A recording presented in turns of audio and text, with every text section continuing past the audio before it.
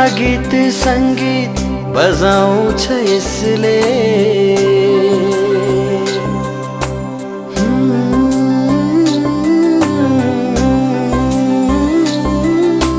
मीठा मीठा गीत संगीत बजाउँछ यसले। सबको मनमा चोखो माया जगाउँछ यसले। सुख दुःखको साथी अरूभन्दा छ जाति। सुख दुःखको साथी अरूभन्दा छ जाति। हामी सबैको एउटै choice radio your voice. Radio your voice. Radio your voice. Radio your voice.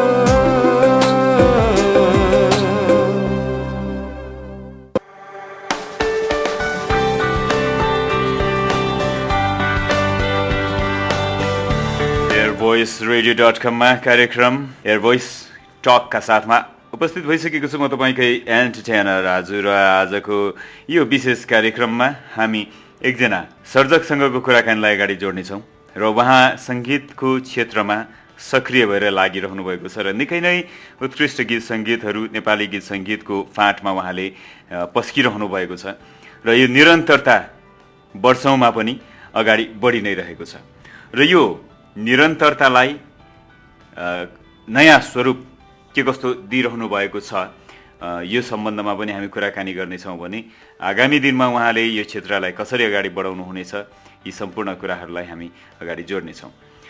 र उहाँ हुनुहुन्छ गीतकार सङ्गीतकार जीवेश सेणाई र उहाँ अहिले नेपालभन्दा बाहिर आफ्नो कर्मथलो अमेरिकामा रहेर पनि गीत सङ्गीतलाई निरन्तर लिएर अगाडि बढिरहनु भएको छ र नयाँ प्रविधिसँग पनि आफूलाई अपडेट गर्दै कसरी अगाडि बढ्न सकिन्छ भन्ने क्रममा पनि उहाँ अगाडि बढ्नुभएको हामी देख्न सक्छौँ। नेपालमा रहेका विभिन्न सर्जकहरू सङ्गीतकर्मीहरू कलाप्रेमीहरू कलाकारहरू विशेष गरी टेक्नोलोजी फ्रेन्डली बिस्तारै बिस्तारै हुँदै गएको त छ, तर कमैले जस्तो आफ्नो नाममै वेबसाइट बनाएर आफ्नो साङ्गीतिक यात्राको बारेमा सम्पूर्ण विवरणहरू राख्ने भने कमैले गरेको पाइन्छ। त जीवेश सेणाईजीको भने आफ्नो पर्सनल वेबसाइट पनि रहेको छ जहाँ उहाँले आफ्नो साङ्गीतिक यात्राको सम्पूर्ण विवरण र गीत सङ्गीतका क्लिप्सहरू पनि राख्नुभएको छ। ती गीत सङ्गीतहरू हामीले सुनेर अनलाइनबाट खरिद गर्न सकिने व्यवस्था पनि उहाँले गर्नुभएको छ। सो नयाँ टेक्नोलोजीसँग अगाडि बढ्नुभएको छ र उहाँसँगको कुराकानीलाई हामी अगाडि जोड्न चाहन्छौँ। सबभन्दा पहिले त म उहाँलाई स्वागत गर्न चाहन्छु। जीवेशजी, यहाँलाई हार्दिक स्वागत छ कार्यक्रम एयर भोइस टकमा। धेरै धेरै धन्यवाद राजुजी, मलाई एयर भोइस रेडियो मार्फत चाहिँ यो प्लेटफर्म दिएर मलाई चाहिँ मेरो आफ्नो गीत सङ्गीतको बारेमा यहाँहरूसँग सेयर गर्न पाउँदा मलाई ज्यादा नै खुसीको अनुभव भइरहेको छ। धन्यवाद। हजुर, यहाँले नेपालमा रहँदाखेरिदेखि नै गीत सङ्गीतलाई अगाडि बढाउनु भयो। लगभग 1 दशकभन्दा बढी समय यसमा बिताइसक्नु भएको छ र जसरी नेपाल छोडेर गइसकेपछि या भनौँ विदेशिसकेपछिको अवस्थामा पनि यो गीत सङ्गीतलाई यति निरन्तर लिएर अगाडि बढिरहनु भएको छ। यो अवस्थामा यहाँले कस्तो किसिमको फेस गर्नुभयो? नेपालमा रहँदाखेरि साङ्गीतिक क्षेत्रमा रहँदाखेरि र बाहिर रहँदाखेरिको साङ्गीतिक यात्राको भिन्नता कस्तो रहँदो रहेछ? वास्तवमा भन्ने हो भने नेपालमा रहँदाखेरि जति सजिलो थियो नेपाली गीत सङ्गीतलाई सेवा गर्नको लागि, त्यति नै बाहिर आएपछि चाहिँ मैले अलि गाह्रो भएको अनुभव गरेँ। जतिखेर म 2006मा म विदेश आएको थिएँ। अझ त्यतिखेर त अहिलेको जस्तो यस्तो इन्टरनेटको सुविधा पनि थिएन। अनि त्यतिखेर ज्यादै नै महँगो शुल्कमा टेलिफोन गरेर काम गर्नुपर्ने अवस्था थियो भने अहिले आएर इन्टरनेट र प्रविधिले गर्दाखेरि चाहिँ यो वर्ल्ड एउटा सानो गाउँ जस्तो बनाइदिइसकेको छ। अहिले हामी हजारौँ माइल टाढा भए पनि अहिले हामी अर्को कोठामा बसेको जस्तो गरेर हामी कन्भर्सेसन र हामी काम गर्न सकिरहेको छौँ। र त्यसको लागि चाहिँ म डेफिनेटली साइन्स एन्ड टेक्नोलोजीले म साह्रै नै आभार व्यक्त पनि गर्न चाहन्छु, नभए यो पोसिबल हुने थिएन। हजुर, अहिले यहाँ अमेरिकाको कुन स्टेटमा हुनुहुन्छ? अहिले म अमेरिकाको नेब्रास्का भन्ने ओमाहा सिटीमा छु। हजुर, त्यहाँ जस्तै नेपालीहरूको कस्तो किसिमको समुदायहरू पाउनु भएको छ? अहिले त विभिन्न देशमा रहेका नेपाली समुदायमा पनि विभिन्न समुदायहरू समाजहरू रहेका छन्, जसले पनि विभिन्न साङ्गीतिक कार्यक्रम पनि गर्ने गर्छन्। अहिले यसो हामीले हेर्दाखेरि वर्ल्ड सिनेरियोमा हेर्दाखेरि नेपालमा भन्दा पनि अहिले विदेशमा धेरै कार्यक्रमहरू भइराखेको हुन्छ, जसले गर्दाखेरि कलाकारहरूलाई असाध्यै राम्रो एउटा भनौँ न राम्रो अवसर होइन प्लेटफर्म चाहिँ मिल्ने गरेको छ। त्यहाँतिरको के कस्तो छ नेपाली समुदायहरूको? मैले यहाँको नेपाली कम्युनिटी असाध्यै नै फ्रेन्डली पाएँ राजुजी। कहिले पनि विदेशमा आउँदाखेरि पनि विदेशमा छु जस्तो भान कहिले पनि हुन पाएन। यहाँको नेपाली कम्युनिटीहरू साह्रै नै मिलनसार भएर बस्नुभएको छ। आफ्नो कल्चर हेरिटेज फेस्टिभलहरूलाई पनि उहाँहरूले जहिले पनि निरन्तरता दिइरहनु भएको छ र यहाँको कम्युनिटीले पनि असाध्यै नै अप्रिसिएट गर्नुहुन्छ। केही साथीहरूसँग म अहिले सम्पर्कमा छु र उहाँहरूले मेरो गीत सङ्गीत सुनेर असाध्यै नै यति टाढा बसेर यति विद्यार्थी जीवनमा धेरै कामहरू गरेर काम गर्दा गर्दै पनि नेपाली म्युजिकलाई यसरी साथ दिइरहनु भएको छ भनेर उहाँहरूको बिच मैले असाध्यै नै मैले अप्रिसिएसन पाएको छु र त्यसले मलाई अझै नयाँ कार्य गर्नको लागि अझ मलाई उत्साहित गर्दछ। हजुर, अब यो कुराहरूले उत्साहित गर्दै लगेको कारणले नै होला यहाँले चाहिँ आफ्नो भनौँ न 10औं वर्षको यात्रामा पनि निरन्तर गीत सङ्गीतलाई अगाडि लिएर आउनुभएको छ।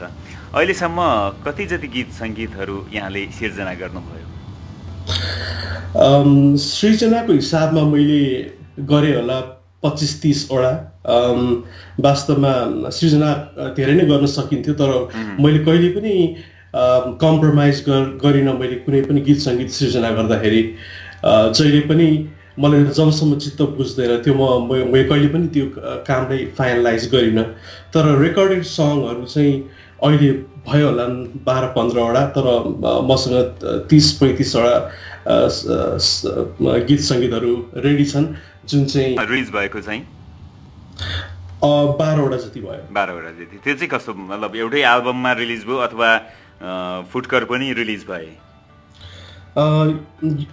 7 वटा गाना चाहिँ एउटा एल्बम हामी अहिले त्यस बारेमा कुरा पनि गर्न गइरहेका छौँ जिन्दगीको बाटोमा।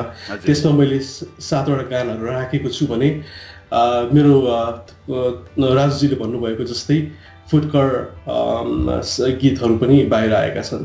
हजुर, हुन्छ, अहिलेको लागि अब एउटा गीत नै राखौँ होला।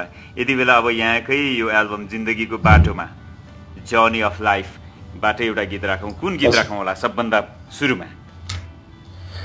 अब जिन्दगीको बाटोमै कुरा गर्दाखेरि हामी जिन्दगीको बाटोमै गानाबाट सुरु गरौँ राजुजी। टाइटल सङबाट होइन? हुन्छ, यो गीतको बारेमा केही त्यस्तो यादगार क्षण छ जुन गीत गर्दाखेरिको समयका कुराहरू? यो एल्बमको टाइटल नै जिन्दगीको बाटोमा हुनु नै यसको पछाडि धेरै कहानी नै छन्। हजुर, किनभनेदेखि मेरो यो यहाँले अघि भन्नुभएको जस्तै मेरो यो म्युजिकल यात्राको जुन 12-15 वर्ष भएको छ, मोर देन अ डेकेड भइसकेको छ। त्यसपछि म नेपालबाट म डिफ्रेन्ट सिनारियोमा मुभ हुँदै अब अहिले ओमाहाको नेब्रास्काको ओमाहामा छु। यो सबै यात्राको दौरानमा भएका तिता मिठा सबै लाइफको एउटा इमोसनल एस्पेक्टलाई चाहिँ मैले क्याप्चर गरेर यो गीतमा मैले त्यसरी शब्द र सङ्गीत पनि हालेको छु। र यो गाना नै सुनौँ अहिलेको लागि। हजुर, हुन्छ। अहिलेको लागि हामी राख्दैछौँ जिन्दगीको बाटोमा एल्बमबाट। आजको हाम्रो गेस्ट गीतकार सङ्गीतकार जीवेश सेनाईको सिर्जनामा रहेको यो गीत।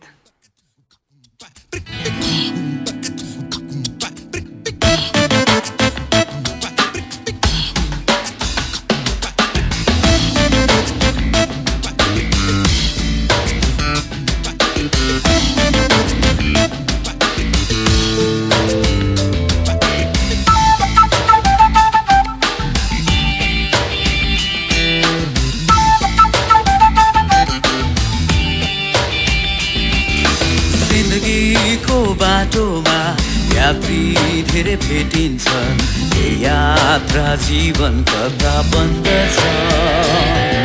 साथी धेरै बन्दछन्, कोही बिचमै छाड्छन्, जिन्दगीको नियति यस्तै छ।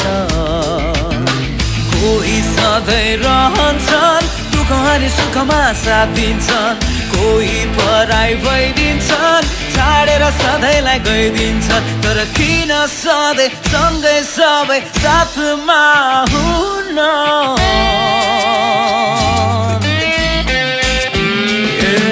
समयको खोलामा पल पल यसै बग्दछ, त्यही पलले जिउने अर्थ सिकाउँछ। माया सबलाई बाँडिन्छ अनि आशामा बदलिन्छ, त्यही आशा दिगो विश्वास बन्दछ। कोही सधैँ रहन्छन्, दुःख अनि सुखमा साथ दिन्छन्, कोही पराई भइदिन्छन्, छाडेर सधैँलाई गइदिन्छन्। तर किन सधैँ सँगै सबै साथमा हुन?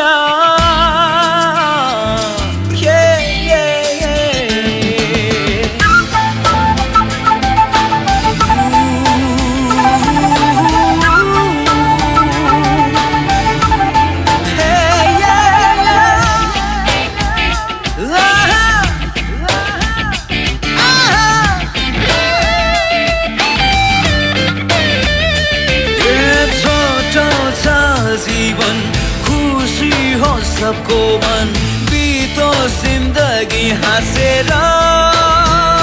साथी वरिपरि जहिले भइदिए कथा नपाए, सार्थक हुन्थ्यो बाँच्नुको। तर प्रश्न मेरो सधैँ सधैँ, कोही सधैँ रहन्छन्, दुःख अनि सुखमा साथ दिन्छन्, कोही पराई भइदिन्छन्, छाडेर सधैँलाई गइदिन्छन्। तर किन सधैँ सँगै सबै साथमा हुन्न?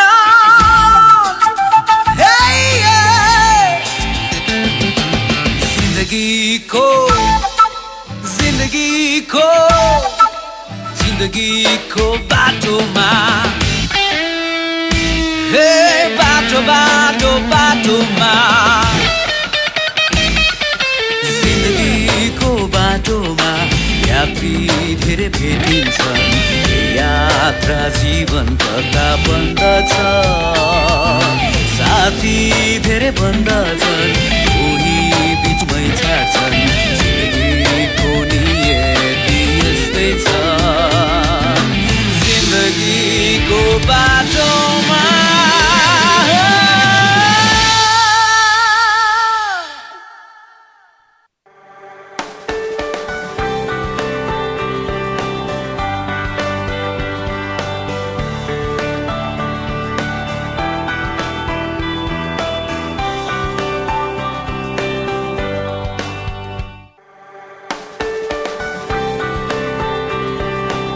airvoiceradio.com मा यहाँले सुनिराख्नु भएको छ कार्यक्रम एयर भोइस टक। आज विशेष कारणले गर्दाखेरि यो स्पेशल कार्यक्रम लिएर आएको छु मैले। अन्य बेलामा यहाँले म्युजिकल जर्नी सुन्नुहुन्थ्यो यो समयमा युएसबाट नलिना चित्रकारको साथमा। आज मैले एयर भोइस टक लिएर आएको छु एउटा स्पेशल एपिसोडको रूपमा। र आज हामी यस कार्यक्रममा कुराकानी गर्दैछौँ गीतकार एवं सङ्गीतकार जीवेश सेनाईसँग। र उहाँ अहिले युएसमै हुनुहुन्छ र उहाँको जिन्दगीको बाटोमा एल्बमका गीत सङ्गीत पनि हामीले यहाँलाई सुनाउँदै र उहाँका नयाँ गीत पनि सुनाउनेछौँ र उहाँको साङ्गीतिक यात्राको हामीले चर्चा गरिरहेका छौँ। र यो चर्चाको क्रममा म जीवेशजीसँग फेरि कुराकानीलाई अगाडि बढाउन चाहन्छौँ। जीवेशजी, यहाँले आफ्नो जिन्दगीको बाटोमा जुन एल्बम गर्नुभयो यसमा धेरै चर्चित आवाजहरू हामीले सुन्न पायौँ र यो चर्चित आवाजहरूसँग काम गर्दाखेरिको अनुभव यहाँको एकचोटि हामी सुन्न चाहन्छौँ। Thank you. मेन कुरा कस्तो भयो भनेदेखि 2015 को यो लास्ट इयर जुन जुलाईतिरको कुरा थियो। त्यतिखेर म अमेरिकामै थिएँ अनि त्यसपछि मलाई चाहिँ साह्रै नै म नेपाल जाने क्रममा पनि थिएँ त्यसको दुई चार महिनापछि धेरै त्यसपछि मसँग अलरेडी मेरो गानाहरू थियो अनि नेपालमा मेरो समय त्यति बिताउने टाइम नभएकोले गर्दाखेरि मैले यहीँबाट मैले गायकहरू चुन्नुपर्ने थियो। गायकहरू चिन्नुभन्दा अगाडि मैले मेरो गानाहरूलाई सबलाई अरेन्ज गरेर राखिसकेको थिएँ यहीँबाट बसेर। गोपाल रसाइली, राजेश्वर तन्डुकार, विजेश्वर तन्डुकारजीहरूसँग बसेर मैले काम गर्दै थिएँ ट्र्याकको। मैले यो सबै कामहरू चाहिँ राजुजी यो सबै फेसबुकको थ्रुबाटै गरेँ। मैले उहाँहरूलाई अप्रोच गरेँ, त्यसपछि उहाँहरूले सुन्नुभयो अफकोर्स र उहाँहरूले मन पर्यो र त उहाँहरूले गाउनुभयो अभियसली, जुन चाहिँ मेरो लागि पनि एउटा ठुलो नै अपर्च्युनिटी भयो। उहाँहरू जस्तो धेरै नै दशक सङ्गीतमा बिताइसक्नु भएका सर्जकहरूले उहाँहरूले मेरो गाना गाइदिनु भयो। उहाँहरूसँग काम गर्दाखेरि असाध्यै नै रमाइलो भयो।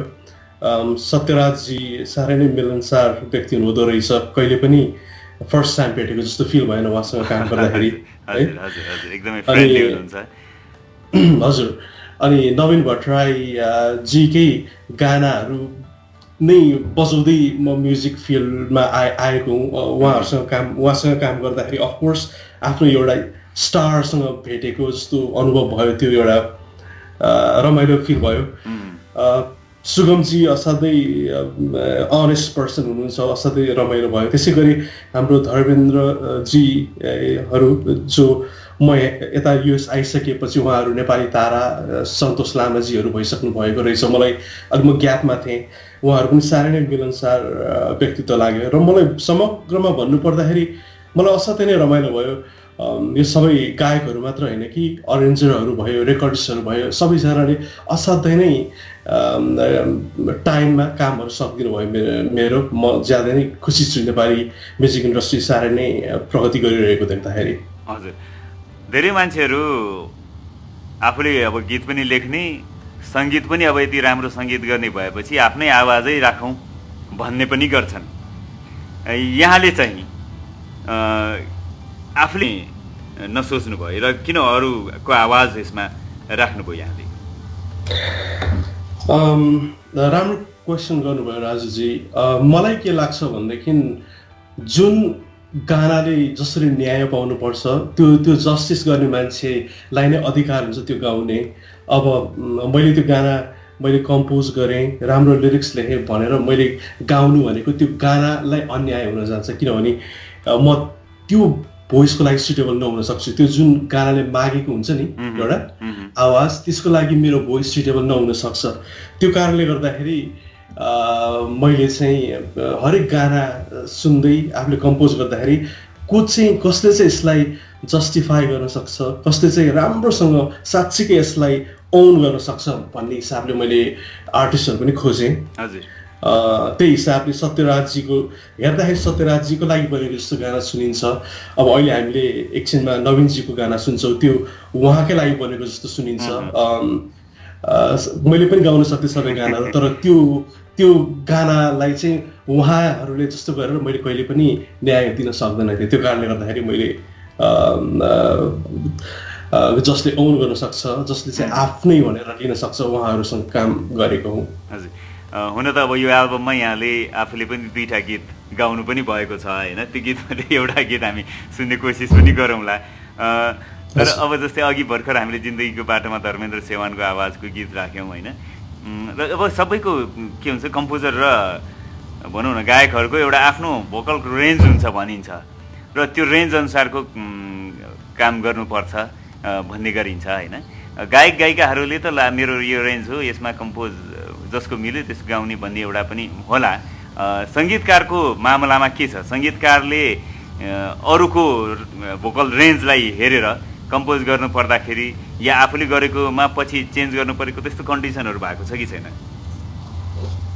त्यस्तो कन्डिसनहरू भएको छ। जस्तै कुनै एउटा स्केलबाट कम्पोज आफूले गरेको हुन्छ, त्यसपछि गायक छान्दाखेरि त्यो स्केल चाहिँ उनीहरूको लागि अलिकति हाई भएको हुने, अनि यसलाई एक स्केल अलिकति डाउन गरेर गाउन पाए हुने भन्ने कुराहरू हुन्छ। त्यसको लागि डेफिनेटली म ओपन छु, हुन्छ नि। म यस्तो मलाई मन लाग्दैन कि होइन यही स्केलमै गाउनुपर्छ, this is my requirement, you have to do it भन्ने टाइपको चाहिँ मेरो छैन। म त्यसमा फ्लेक्सिबल पनि हुन्छु। तर राजुजी कति कुराहरूमा कस्तो हुन्छ म्युजिक क्रिएसन कम्पोजिसन गर्दाखेरि त्यो एउटा स्केलको एउटा कलर एउटा फ्लेभर हुन्छ जसलाई चाहिँ चेन्ज गर्न सकिँदैन, किनभनेदेखि त्यो चेन्ज गर्ने बित्तिकै त्यसको त्यो जुन एसेन्स नै रहँदैन। त्यो कारणले गर्दाखेरि म धेरै चाहिँ आफूले कम्पोज गायकले को लागि भन्दा पनि पहिला सुरु म मेरो आफ्नै लागि गर्छु, र त्यसमा चाहिँ गायकले कतिसम्म उहाँहरूले मिलेर गर्न सक्नुहुन्छ त्यसपछि हामी बसेर कुरा गर्छौँ। त्यही अनुसारले त्यो गायकले गाना दिने गरेको छु मैले। जस्तै मैले अब कति सङ्गीतकारहरूसँगको कुराकानीमा के पाएको छु भने, जस्तै मैले यो गीत पहिला कम्पोज गर्दाखेरि चाहिँ यो स्केलमा गरेको थिएँ। अब जुन गायकलाई मैले लिएँ यो गीतमा, त्यो गर्नुपर्दा मैले 2 स्केल घटाउनु पर्यो, उहाँको त्यो रेन्ज नपुगेर, जसले गर्दाखेरि त्यो जुन ओरिजिनल मैले जुन कम्पोज गरेको थिएँ त्यसमा जुन किसिमको एउटा फिल आउँछ त्यो अलिकति आएन, अलिकति खल्लो खल्लो सुनिएको छ। तर पनि अब यो थाहा नहुनेलाई त राम्रै सुनिएको छ यो गीत बाहिर सुन्नेलाई भन्ने खालको कुरा पनि हुन्छ नि। कति अवस्थामा त्यसरी मन बुझाएर पनि गीत गर्नु पर्दो रहेछ भन्ने खालको एउटा कम्पोजरको पीडाहरू पनि मैले सुनेको छु। यहाँको मामलामा त्यस्तो छ कि छैन मैले जान्न खोजेको मैले। हजुर, मेरो केसमा एकदमै कम मात्र छन् त्यस्तो केसहरू, तर त्यस्ता नभएका होइनन्। एउटा इन्ट्रेस्टिङ कुरा चाहिँ कस्तो हुँदो रहेछ भनेदेखि, फर इक्जाम्पल डुएट गानाहरू छ भने मेलले चाहिँ आफूले कम्पोज गरेको स्केलमा गाउन सक्ने, तर फिमेल भोकलले चाहिँ गर्न नसक्ने हुँदाखेरि त्यहाँ चाहिँ अलिकति कन्फ्युजन हुने चान्स धेरै हाई हुँदा रहेछन्। तर अभियसली मेरो केसमा चाहिँ यो त्यति परेको छैन, र सकेसम्म चाहिँ जतिखेर म म्युजिक कम्पोज गर्छु, म्युजिक कम्पोजिसन भनेको मेरो art of telling a story हो, र त्यसलाई चाहिँ मेरो त्यो एउटा स्केल एउटा रेन्जमा जुन राख्छु म चाहिँ सकेसम्म म त्यसमै रहन खोज्छु। म त्यो स्केललाई अप एन्ड डाउन चाहिँ म त्यति गर्न रुचाउँदिनँ। हुन त अब यहाँले पहिले नै मतलब गायक छानेर अथवा भनौँ न गायकलाई सोचेर आफूले कम्पोज बनाउनु हुँदो रहेछ तपाईँको कुरा सुन्दाखेरि, होइन? भनेपछि त्यो अनुसारको गर्दाखेरि त उहाँहरूको रेन्ज बुझेरै कम्पोज गर्दा खास पछि त्यस्तो फरक पनि नपर्ला, होइन त? हजुर, सही भन्नुभयो। र धेरै टाइमहरूमा कस्तो हुन्छ भनेदेखि गानाहरू सुनिन्छ, यो मान्छेले कस्तो गाउँछ, यो दुइटै वे हुनसक्छ राजुजी। एउटा चाहिँ कस्तो हुन्छ भनेदेखि गायक को सुनेर उसको अनुसारको कम्पोज गर्ने, अर्को चाहिँ कम्पोज भइसकेको गाना चाहिँ कसलाई म्याच हुन सक्छ, हुन्छ नि? भनेपछि यहाँनिर 2 स्कुल अफ थट्स भयो, इदर वे सक्ने भयो। कहिलेकाहीँ गायकलाई नसोच्दै पनि सिर्जना हो कुन बेला फुर्छ थाहा हुँदैन, होइन? एउटा कुनै कम्पोज कुनै ट्युनिङ निस्क्यो, त्यसपछि यो चाहिँ फलानुको फ्लेभर छ या फलानुले यो गीतलाई न्याय गर्न सक्छ भन्ने यहाँलाई लागेपछि त्यो किसिमले गर्नुहुन्छ, होइन? हजुर, एक्ज्याक्टली। ओके, ल अब यसपछि अब एउटा फेरि अर्को गीत पनि सुनौँ, किनभने हाम्रो कुराकानीको साथसाथमा यहाँका गीत सङ्गीतहरू यहाँका कम्पोज पनि धेरैले किनभने वेट गरिरहेछन्। अब क्रममा यहाँले अघि भन्नुभयो जस्तै नवीन के भट्टराईको आवाजको गीत भन्नुभयो, यो एल्बममा के 6औं नम्बरमा रहेको गीत हो केही कुरा नयाँ गर्ने। हजुर, यो गाना नवीन भट्टराईको लागि नै बनेको जस्तो भयो पछि हेर्दाखेरि। यो गानाको बारेमा कुरा गर्नु पर्दाखेरि हामीहरू साथीहरू रुममेटहरू थिए, सँगै बस्थ्यौँ। 2011तिरको कुरा हो, जतिखेर चाहिँ इक्जाम दिएर ग्रेजुएसन गरेर त्यसपछि अब आउने समय कति राम्रो हुन्छ भन्ने एउटा पोजिटिभ एटिट्युड बनाइएको छ यो गाना चाहिँ र यो गाना नवीन भट्टराईले गाउनु भएको यसमा लिरिक्स मैले नै लेखेको छु र सङ्गीत पनि मेरो नै रहेको छ हजुर र हामी अहिलेको लागि यही गीत राख्न चाहन्छौँ नवीन के भट्टराईको आवाजमा र यो गीतपछि हामी अझै थप कुराकानीलाई अगाडि जोड्नेछौँ र अन्य गीत सङ्गीतहरू र उहाँको नयाँ गीतहरू पनि सुनाउनेछौँ। यहाँले अहिले सुनिराख्नु भएको छ एयरभोइस टक airvoiceradio.com र यहाँले हामीलाई अनलाइनमा airvoiceradio.com गरेर पनि सुन्न सक्नुहुन्छ। आफ्नो स्मार्टफोनमा ब्राउजरमा airvoiceradio.com गरेर पनि सिधै सुन्न सक्नुहुन्छ भने यदि सजिलोको लागि अहिले धेरै नेपालीहरूको स्मार्टफोनमा हाम्रो पात्रो भन्ने एप्स पनि हुने गर्छ, त्यहाँ पनि हाम्रो रेडियोमा गएर सर्च गर्नुहोला एयर भोइस रेडियो, त्यहाँबाट सजिलै तपाईँले सुन्न सक्नुहुन्छ। यो जानकारी सँगसँगै राख्दैछौँ यो निकै नै सुमधुर गीत।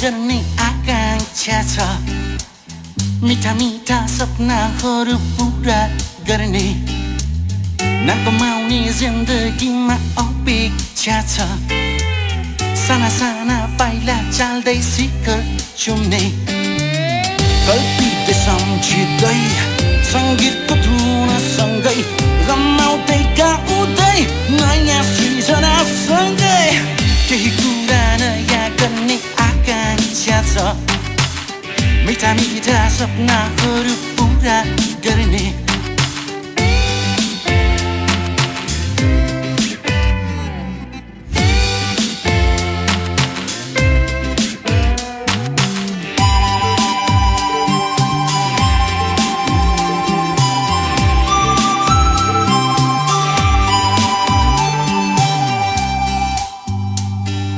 जीवन ईश्वरको वरदान, हाम्रो जीवन ईश्वरको वरदान, सुखी सफल बनाउने चाहना,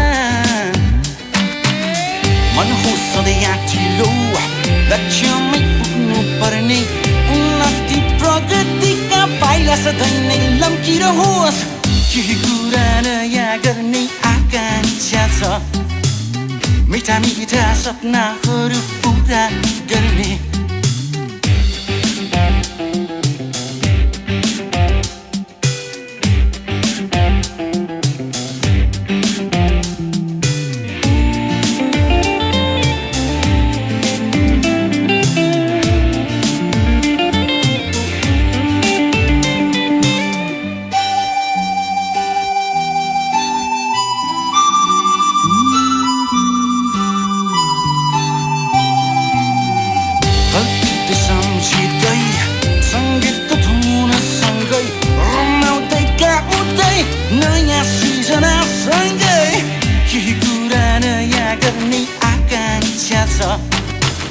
मिठा मिठा सपनाहरू पुरा गर्ने।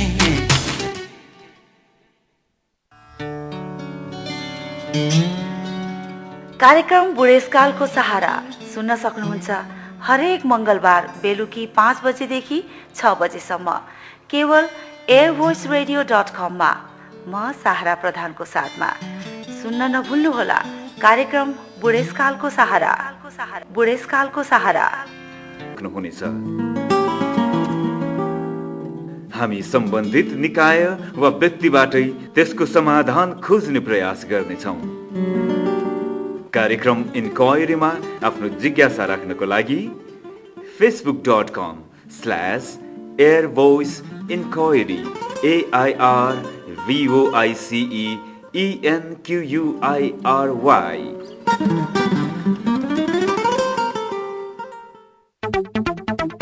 Are you a movie seeker? If yes, then welcome to the movie walls.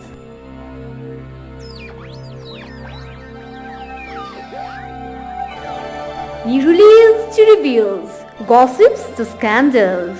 We provide you every information in movie worlds. The next world. With me, movie hacker Sharu.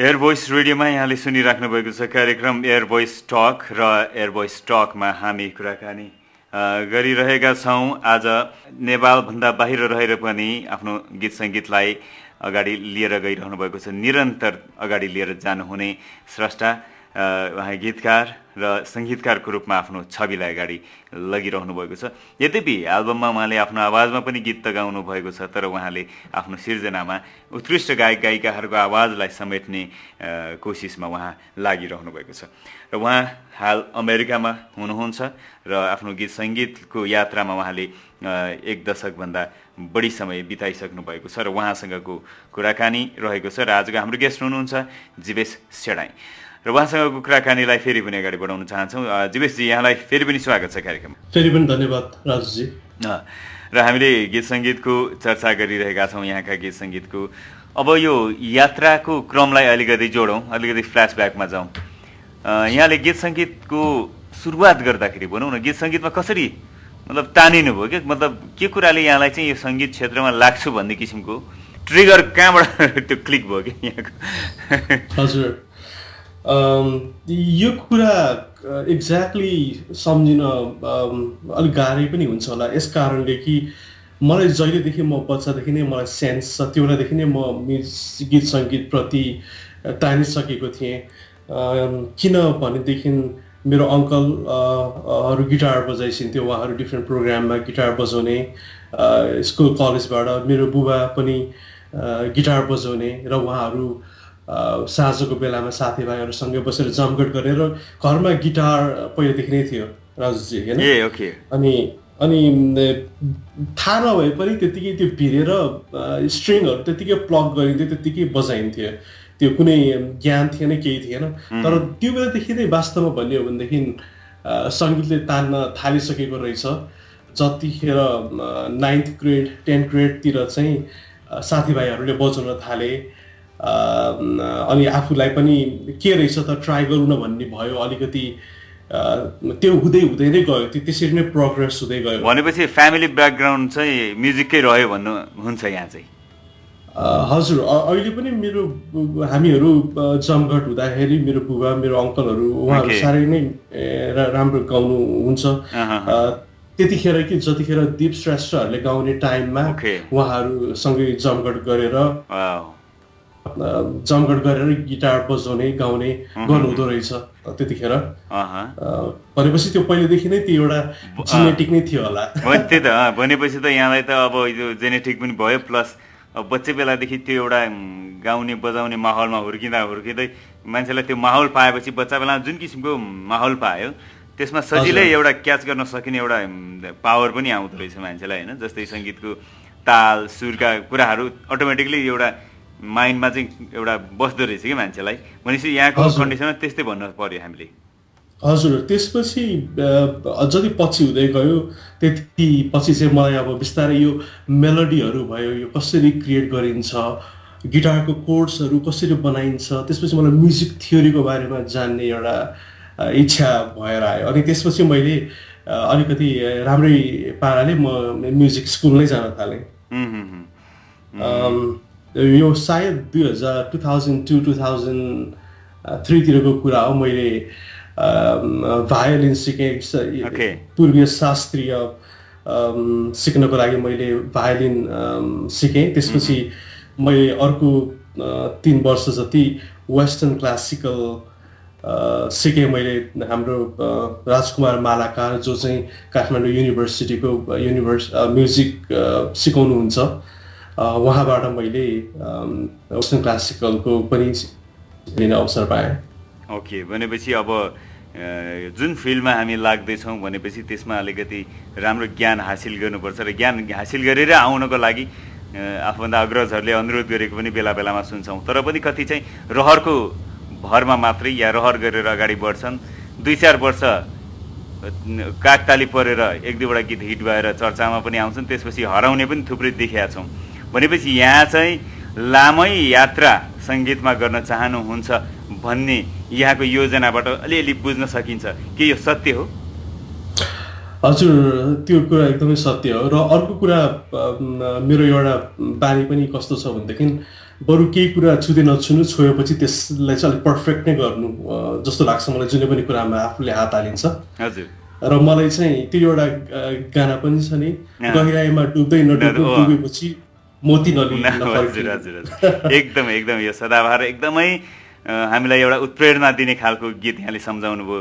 वरिष्ठ निर्देशक एवं गीतकार निर शाहको शब्द अनि वरिष्ठ गायक प्रकाश श्रेष्ठको आवाजमा रहेको गीत अनि वरिष्ठ सङ्गीतकार शम्भुजित बाँसकोटाको सङ्गीत रहेको गीत यहाँले स्मरण गराउनु भयो। यो गीतले धेरैलाई जिन्दगीमा एउटा उत्प्रेरणा दिने गर्छ।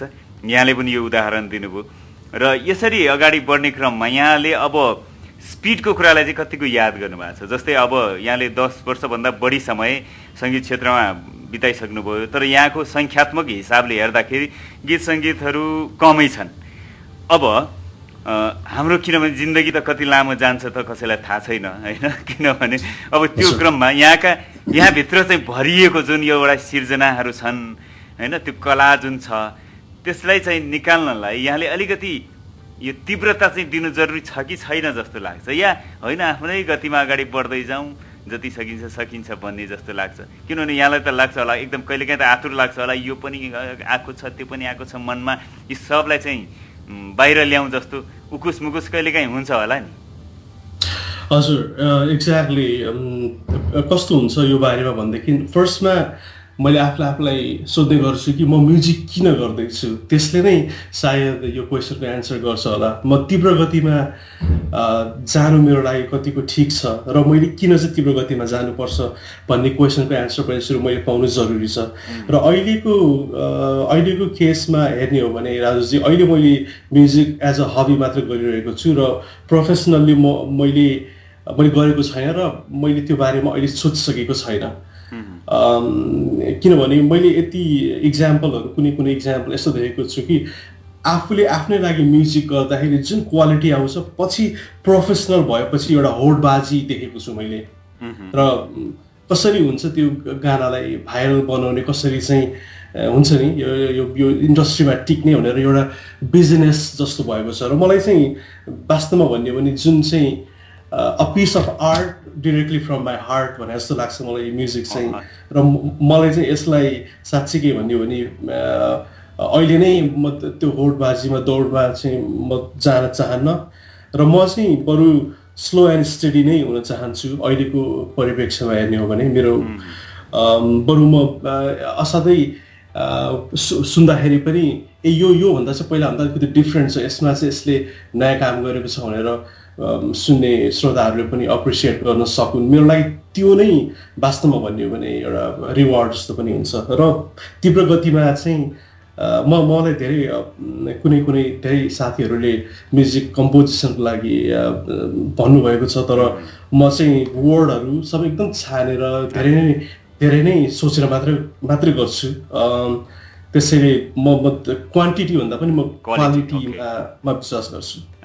भनेपछि आफ्नो एउटा जुन पन छ, आफ्नो एउटा जुन तरिका छ, त्यो कुरा दिएर र उत्कृष्ट गीत सङ्गीत दिएर नेपाली गीत सङ्गीतमा आफ्नो एउटा छवि बनाउन चाहनुहुन्छ भन्ने कुरा यसबाट हामी बुझ्न सक्छौँ। र बजारमुखी हुन चाहनुहुन्न होइन, विशेष गरी भन्नुपर्दाखेरि धेरै सर्जकहरू बजारमुखी या भनौँ बजारमा जे ट्रेन्ड चलेको छ त्यही खालका गीत सङ्गीतहरू बनाउने आफ्नो पनको भन्दा पनि त्यस्तो खालको धेरै हामीले देख्न पाउँछौँ। जीवेशजी, एकदमै राम्रो कुराकानी भइरहेको छ। यस क्रममा अब गीत सङ्गीतलाई पनि निरन्तरता दिउँ। यति बेला यहाँको यो जिन्दगीको बाटोमा एल्बमको कुन चाहिँ गीत हामी राखौँ होला? अब चाहिँ हाम्रो सत्यराजजीले गाउनु भएको गाना आँसुको सागरमा जुन चाहिँ एल्बमको नम्बर 1 मा रहेको छ त्यो गाना नै अब हामी सुन्नु होला। भनेपछि नम्बर 1 मा राख्नु भएको छ भनेपछि यस गीतमा केही विशेष छ? एक्ज्याक्टली केही विशेष छ। यो भित्र लुकेको रहस्य 2 लाइनमा सुनाइदिनुस् न। रहस्य के छ भनेदेखि यो गाना लेखिएको र कम्पोज गरिएको थियो 2004 मा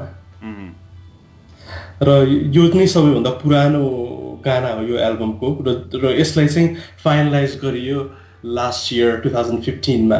भनेपछि यो गाना बन्नको लागि नै अलमोस्ट 11 वर्ष लाग्यो। एक दशकमा तयार भयो भन्नु पर्यो यो गीतलाई।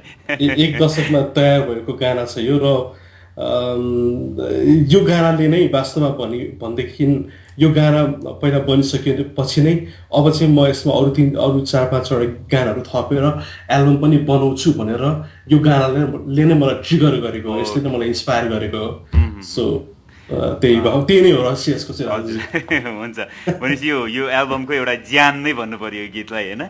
आँसुको सागरमा यो गीत अहिले हामी राख्दैछौँ। चर्चित गायक सत्यराज आचार्यको आवाज र यसमा शब्द पनि रहेको छ र सङ्गीत पनि रहेको छ आजको हाम्रो गेस्ट जीवेश सेडाईको। अहिलेको क्रममा यो गीतलाई राख्छौँ र सुन्दै रहनुहोला। हामी आजको कार्यक्रममा उहाँको एउटा नयाँ गीत पनि रिलिज गर्दैछौँ।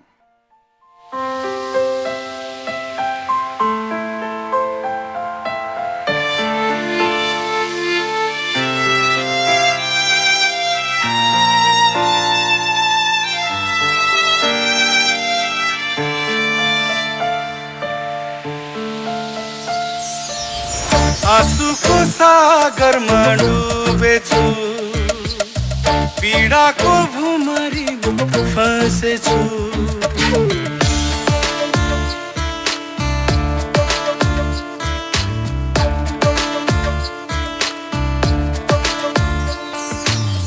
आँसुको सागरमा डुबेछु, पीडाको भुमरीमा फसेछु। सम्झदा आँसु पो पाएँ, आँसु र खुसीका दिनहरू हराएँ।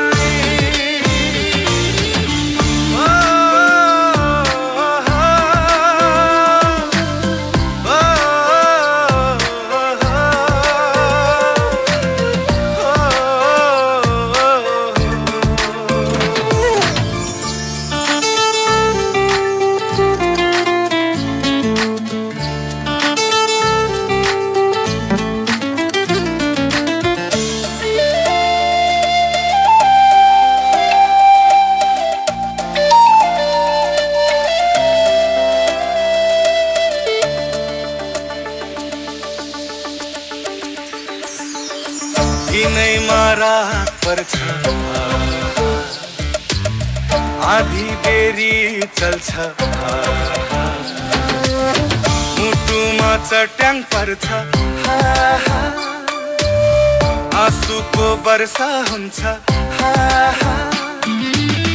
तिमीले मलाई छोडेर किन यो विष पिलायो, बिछोडको उपहार दिएर शून्यतामै कहाँ बिलायो।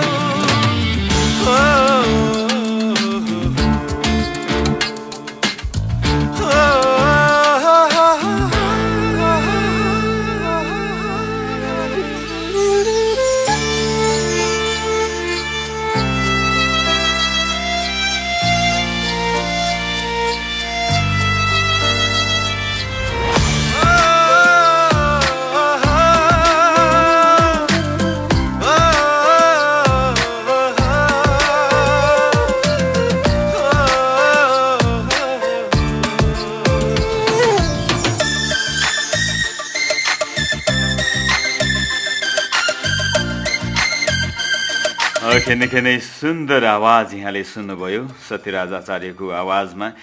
यति मिठा मिठा गीत सङ्गीतहरू रहेका छन्, यति मन छुने कम्पोजहरू रहेको छ, यति मन छुने शब्दहरू रहेको छ, तर यी गीत सङ्गीतहरू हामीले कतिको सुनेका छौँ, यो पनि एउटा महत्त्वपूर्ण सवाल रहेको छ। र कुराकानी गरिरहेका छौँ हामी सर्जक जीवेश सेडाईसँग। उहाँ आफैले शब्द पनि लेख्नुहुन्छ, सङ्गीत पनि राम्रो गर्नुहुन्छ अनि गाउने पनि गर्नुहुन्छ, तर अधिकांश आफ्नो गीतलाई न्याय गर्ने कलाकारहरू को हुनुहुन्छ, उहाँहरूको आवाजबाटै गीतलाई न्याय दिलाउने कोसिसमा रहनुहुन्छ।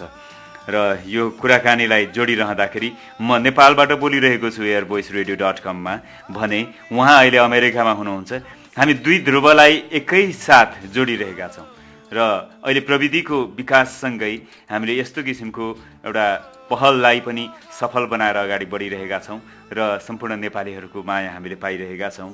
र जहाँसुकै भए पनि हामी नेपाली सर्जकलाई, नेपाली कलाकारहरूलाई सम्झिन चाहन्छौँ। उहाँहरूसँगको कुराकानीलाई, उहाँहरूको यात्रालाई, उहाँहरूको गतिविधिलाई एयर भोइस रेडियो मार्फत यहाँहरू सामुन्ने प्रस्तुत गर्ने जमर्कोमा हामी जुटिनै रहन्छौँ। यसै क्रममा हामीसँग हुनुहुन्छ जीवेश सेडाई र उहाँसँगको कुराकानीलाई फेरि पनि अगाडि जोड्न चाहन्छौँ। जीवेशजी, यहाँले यो जुन गीतमा सत्यराज आचार्यको जुन आवाजलाई लिएर आउनुभयो, यसमा सत्यराज आचार्यको अन्य गीतहरूमा भन्दाखेरि पनि यसमा अझै बेग्लै किसिमको एउटा फ्रेसनेस, एउटा मिठास हामीले पायौँ। यो हुनुमा विशेष केही कारणहरू छन् कि यहाँले आफूले फिल गर्नुभएको सङ्गीतको हिसाबले? राजुजी, यो गानालाई हामीले साह्रै नै दुःख गरेर बनायो। सत्यराजजी पनि राति 2-3 बजेसम्म नसुती हामीले त्यो वर्ड छान्दाखेरि पनि यसमा चाहिँ यो राख्दाखेरि अलिकति मिनिङफुल सुन्छ कि यसलाई चाहिँ यस्तो तरिकाले गाउने हो कि यहाँले याद पनि गर्नुभयो होला, सत्यराजजीले गाउनु भएको अरू गीतभन्दा उहाँले बेग्लै हिसाबले पनि गाउनु भएको छ यो गानालाई। हामीले यसमा अर्कै आवाजमा एउटा हैन फ्रेसनेस, मेलोडी चाहिँ हामीले पाउन सक्छौँ जुन उहाँको अरू सयौँ गीतहरूमा भन्दा फरक रहेको छ। हजुर, यो गानालाई अलिकति हामीले इस्टर्न क्लासिकल र वेस्टर्नसँग अलिकति फ्युज टाइपको बनाएको छौँ, बिचबिचमा हार्मोनाइज गरेका छौँ र कुनै ठाउँहरूमा इस्टर्न अलङ्कारहरू पनि युज गरेका छौँ। त्यो कारणले गर्दाखेरि यसलाई चाहिँ कसरी चाहिँ डेलिभर गर्ने भन्ने हाम्रो कुरा भयो र सत्यराजजीले चाहिँ यो भोकल टेक्निक छान्नुभयो। धेरै टेक्निकहरू हुन्छन् भोकल गीत गाउँदाखेरि र यसरी गाउँदाखेरि चाहिँ यो गीतले चाहिँ साँच्चीकै न्याय पाउँछ भन्ने हामीले सोच्यौँ र यसरी नै यो गीतलाई त्यसरी नै गाइयो। असाध्यै राम्रो कम्पोज गर्नुभएको छ, असाध्यै राम्रो गायकहरूले पनि गाउनु भएको छ। तर नेपाली मिडियामा गीत सङ्गीतहरूले जुन किसिमको एउटा ठाउँ पाउनु पर्ने हो त्यो चाहिँ नपाएको हो कि भन्ने धेरैको यहाँनिर अहिले मैले इनबक्समा मलाई मेसेज पनि आइरहेको छ, यति राम्रो गीतहरू रहेछ तर हामीले त्यति सुन्नै पाएका रहेनछौँ भन्ने खालका कुरा आए। यसमा यहाँको के भनाइरहेको छ? पहिलो कुरा कस्तो हुन्छ राजुजी भनेदेखि म नेपाल गएँ, त्यसपछि मैले एल्बम रिलिज गरेँ होइन। त्यसपछि मसँग त्यो टाइम हुन्छ नि, अरू 5-6 महिना म बस्न पाएको भए म धेरै यहाँहरू जस्तै विभिन्न मिडियामा गएर इन्टरभ्यू दिन पाउँथेँ। मैले आफ्नो कामको मैले त्यहीँबाट प्रमोसनहरू गर्न सक्थेँ। त्यो चाहिँ अलिकति मिस भएको कारणले गर्दाखेरि धेरै श्रोताहरू माझ यो अलि राम्रोसँग पुग्न पाएको छैन। तर यति भन्दै पनि यो एल्बम जिन्दगीको बाटोमालाई भाइब्स क्रिएसनले बजारमा ल्याएको छ। परशुराम रिजालजी साह्रै नै राम्रो मान्छे हुनुहुन्छ, उहाँले धेरै नै गर्नुभएको छ र बिस्तारै मान्छेहरूले मन पराउन थालेका छन्। इभन यही एल्बमबाट 2-3वटा गीतहरू काउन्टडाउन टप 10मा पनि परिरहेका छन् अहिले। अब बिस्तारै अरू श्रोताहरूले पनि सुन्दै जान पाउने हुनेछ। तर अफकोर्स यो प्रोग्राम जस्तै प्लेटफर्म मलाई भइरह्यो भने धेरैभन्दा धेरै श्रोताहरू माझ यो मेरा गानाहरू पुग्नेछन्। हजुर, यो सँगसँगै यहाँले आफ्नो गीत सङ्गीतलाई अनलाइन मार्फत पनि सेल गर्ने एउटा जमर्को गर्नुभएको छ होइन, आफ्नो वेबसाइटमा पनि राख्नुभएको छ र आफ्नो एल्बम किन्न चाहनेले अनलाइनबाट पनि किन्न सकिने एउटा व्यवस्था गर्नुभएको छ र एल्बमको प्राइस राख्नुभएको छ $10 हजुर। र यसमा चाहिँ विभिन्न माध्यमबाट किन्न सक्छन्, अनलाइन क्रेडिट कार्ड्सहरूबाट होइन। यसमा हजुर। कस्तो किसिमको फिडब्याक पाउनु भएको छ र यो सोच कसरी आयो अनलाइनबाट म आफ्नो गीत सङ्गीतलाई सेल गर्छु भनेर, जबकि नेपाली कलाकारहरू चाहिँ एकदमै काकाकुल भइरहेको अवस्थामा होइन, हाम्रो भनेको लगानी मात्रै हुन्छ, केही रिटर्न ब्याक छैन भनिरहेको अवस्थामा यो किसिमको सोच कहाँबाट ल्याउनु पर्यो, कसरी यो अगाडि बढ्यो? सर्वप्रथम त मेरो लागि रिटर्न भनेकै श्रोताहरूले मन पराइदिनु भयो भने र नेपाली म्युजिक र कुनै पनि वर्ल्ड क्लास लेभलको म्युजिकमा चाहिँ मैले त्यसमा हुन्छ नि अलिकति केही आफ्नो पन राख्न सकेर मान्छेले एप्रिसिएट गर्नु भनेको नि मेरो लागि रिटर्न त्यही हुन जान्छ। फाइनेन्सियली भन्दा पनि त्यो नै मेरो लागि रिटर्न हुन्छ। र अर्को कुरा अहिलेको वर्ल्ड भनेको टेक्नोलोजीको वर्ल्ड हो, जो टेक्नोलोजी भन्दा पछाडि जान्छ उसमा जेनेरेसन ग्याप देखिन थालिन्छ र किपअप गर्न सक्दैन। र म स्वयं नै प्रविधि टेक्नोलोजीसँग रिलेटेड काम गर्छु अमेरिकामा पनि।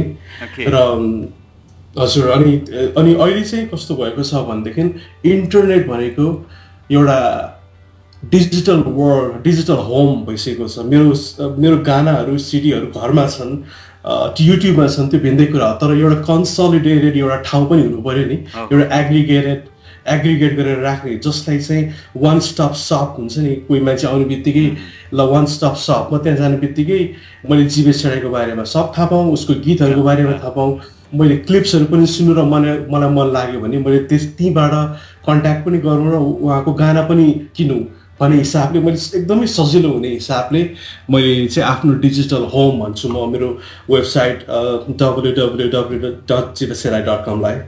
स्पेल पनि एकचोटि गरिदिने हो कि धेरैले?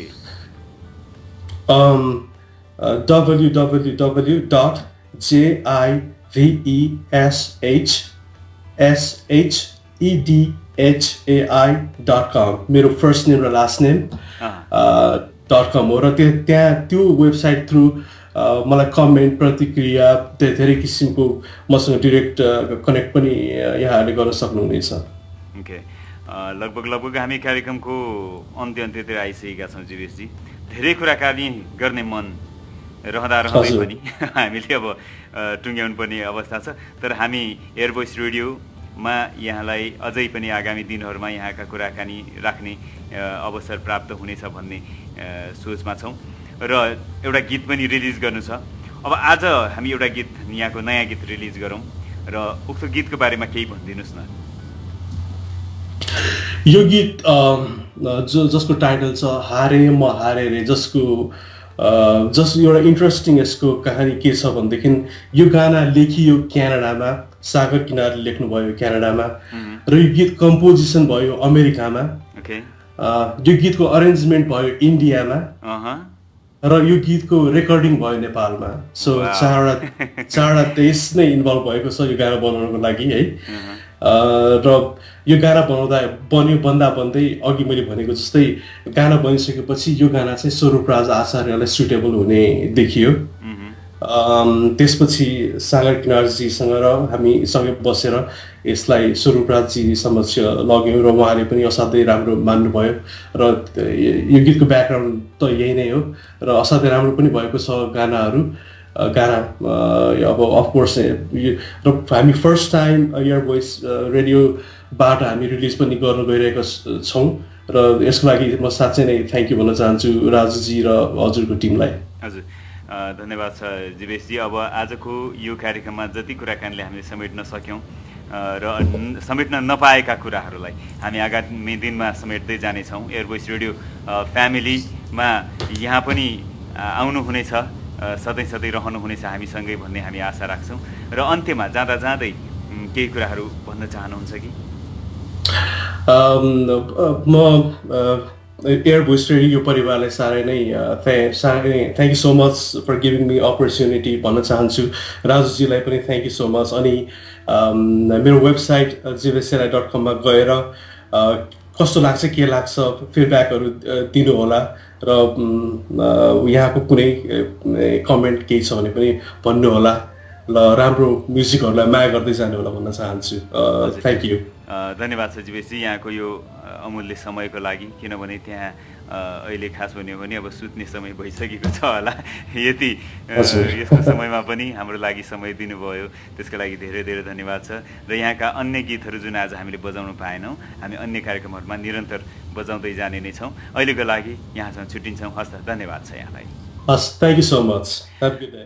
हजुर, र यस्तै गरी हामी कार्यक्रममा उहाँको यो नयाँ गीतलाई पनि राख्दै स्वरूपराज आचार्यको आवाजमा रहेको गीतसँगै आजको कार्यक्रम एयरभोइस टकबाट म एन्टरटेनर राजु पनि बिदा हुन्छु। airvoiceradio.com सुन्दै रहनुहोला। हस् त, नमस्ते, बाई। हारे महारे रे जित भयो तिम्रो, रोए मरोए रे हाँसो सबै तिम्रो, गुमाए मैले सर्वस्वै पो, सबै भयो तिम्रो, सबै भयो तिम्रो।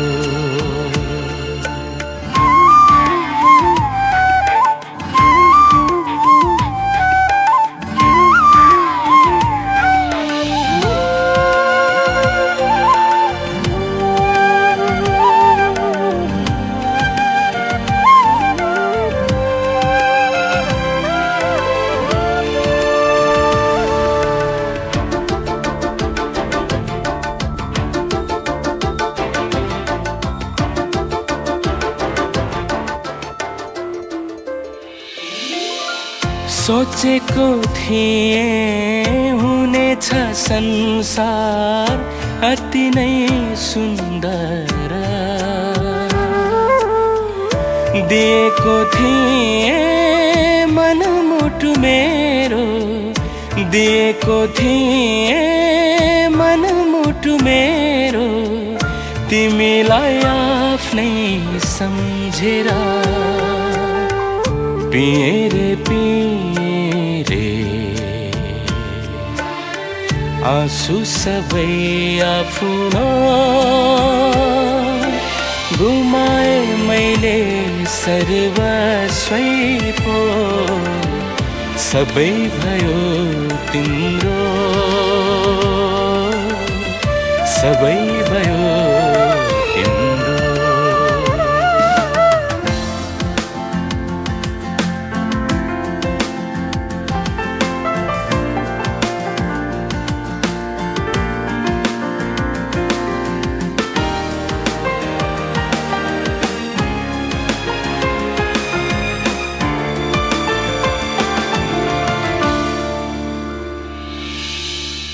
तिम्रो त्यो बाचा, तिम्रो त्यो प्यार रहेछ सब झुटो,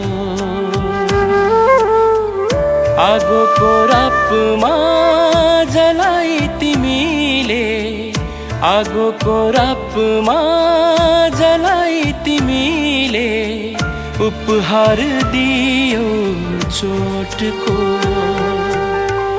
हारे महारे रे जित भयो तिम्रो, गुमाए मैले सर्वस्वै पो, सबै भयो तिम्रो, सबै